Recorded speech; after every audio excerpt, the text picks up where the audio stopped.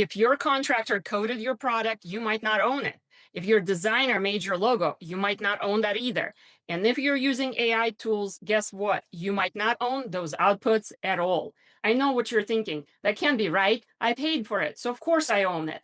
But here's the truth. Under US law, ownership usually stays with the creator, not the one cutting the check, unless you have the right contracts in place. I'm Tatyana, an attorney for AI founders and digital entrepreneurs. In this video, I'll break down the biggest myths around IP ownership, why AI startups are uniquely exposed, and the exact steps you can take to secure your most valuable assets.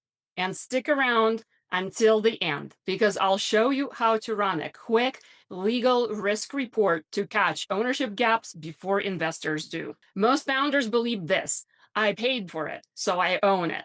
Here's the reality. If you hire a developer, a designer, or a marketer, they legally own the work they create unless they signed an IP assignment clause transferring the rights to you. For example, let's say you hire a developer on Upwork to build your AI model. You pay them, they deliver the code. Without a signed assignment, they, not you, still own the copyright in that code. And when the investors come knocking, they will want to see a clean chain of title proving the company owns its assets. If you can't show that, your valuation takes a hit. Before we dive into AI-specific risks, you need to understand this baseline mistake, because it's the root of everything else. Here's why this matters even more for AI founders. Your business doesn't just depend on the code. Your value sits in data sets, trained models, prompts, branding, UI UX design, all the intangibles that make your product work. And most of it, outsource. Devs and Upwork, contractors are overseas, design agencies, marketing freelancers. If you don't have IP assignment language, you might be paying for work that you don't legally own. I've seen startups invest tens of thousands into data sets, only to discover later they had no legal rights to use them commercially. That's not just a mistake, it's a company killer. And then comes the muskiest issue of all: AI-generated outputs. US courts have been crystal clear. Works made solely by AI aren't copyrightable. So if your SaaS relies on generating content, images, or videos, you can license outputs to your customers, but you may not be able to claim exclusive ownership. That means competitors, or even your own users, could replicate what you thought was proprietary.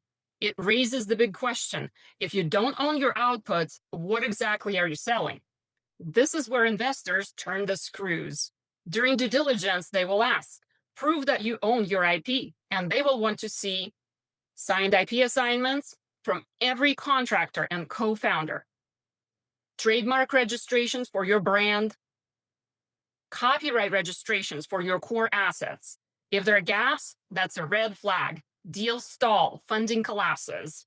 I've seen it happen. A startup raises a seed round only to have the whole process delayed for months because their developer never signed an assignment. By the time they cleaned it up, the investor had cooled off. And here's another trap. One little phrase founders misuse all the time. Founders love to throw the words work for hire into contracts, but in US law, that phrase only applies to employees or a very few specific categories of work. If you're dealing with contractors, work for hire does nothing for you.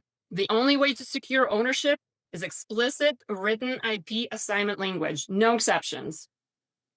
So what does true IP ownership actually look like in practice? Here's the checklist. Written IP assignments from every contractor, employee, and co-founder.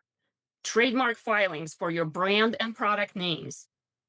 Clear licenses for datasets, APIs, and third-party tools. An internal IP tracker, Notion board, spreadsheet, whatever works.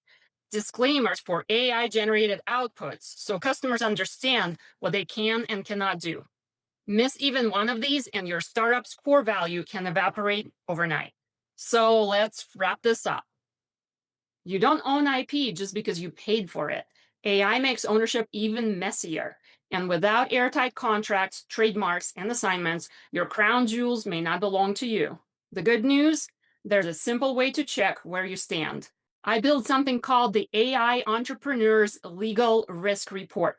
It's a quick intake that you can finish in under 15 minutes, and as soon as you complete it, you'll get a custom report delivered straight to your inbox showing exactly where your legal foundation is strong and where it needs work. And here's the key.